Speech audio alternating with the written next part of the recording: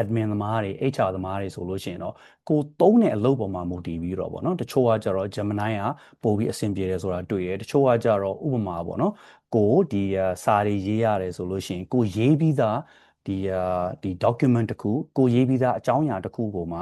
ChatGPT ပဲဖြစ်ဖြစ် Gemini ပဲဖြစ်ဖြစ်ပေါ့နော်အင်္ဂလိပ်လိုမြန်မာလို feedback တောင်းတာ critique လုပ်ခိုင်းတာတွေကျွန်တော်တို့တွေ့ရတယ်ဒါမှမဟုတ်လို့ရှိရင်တချို့ကကြတော့ဒီခေါင်းစဉ်လေးပဲပေးလိုက် topic ပေးဒီ AI ကို generate လုပ်ခိုင်းပြီးတော့မှဒီတချို့ prompt တွေနဲ့ပို့ပြီးတော့ကောင်းမွန်လာအောင်တည်သက်လာအောင်ဆွဲခေါ်သွားတာကျွန်တော်တို့လည်းတွေ့ရတယ်ပေါ့နော်စီးရင်စရာကဏ္ဍပေါ့နော်အကောင့်တွေ finance တွေမှာဆိုလို့ရှိရင်ကျွန်တော်တို့ကဒီ weekly monthly ပေါ့နော်အပတ်စဉ်လစဉ်ဒါမှမဟုတ်လို့ရှိရင်ကျွန်တော်တို့ဒီ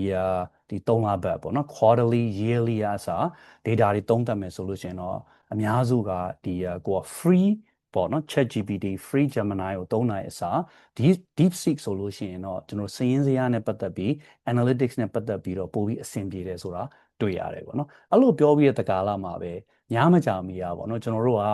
Google Nano Banana ကိုသုံးပြီးတော့ဟုတ်တယ်နော်ဓာတ်ပုံနဲ့ပတ်သက်တာတွေကိုကစမ်းဖြစ်တယ်ဆိုလို့ရှိရင်လေဒါလည်း AI သုံးတာပဲပေါ့နော်ကျွန်တော်တို့ကအရေးကြီးတာက AI ကိုကိုယ့်ရဲ့ဒီနေ့စဉ်တူကpersonal ပေါ့နော်သုံးဖို့အတွက်ပဲသုံးတာပဲဖြစ်ဖြစ်ရုံးမှာပဲဖြစ်ဖြစ်ပေါ့နော်ဒါကိုသုံးဖြစ်ဖို့ပဲအရေးကြီးတယ်ပြီးတော့မှပဲကျွန်တော်တို့ဒါကြီးကိုပို့ပြီးတော့ကောင်းမွန်လာအောင်ချောမွေ့လာအောင်ဘယ်လိုစူးစမ်းမလဲဆိုတာကိုကျွန်တော်တို့တိုင်ပင်သွားကြတာပေါ့နော်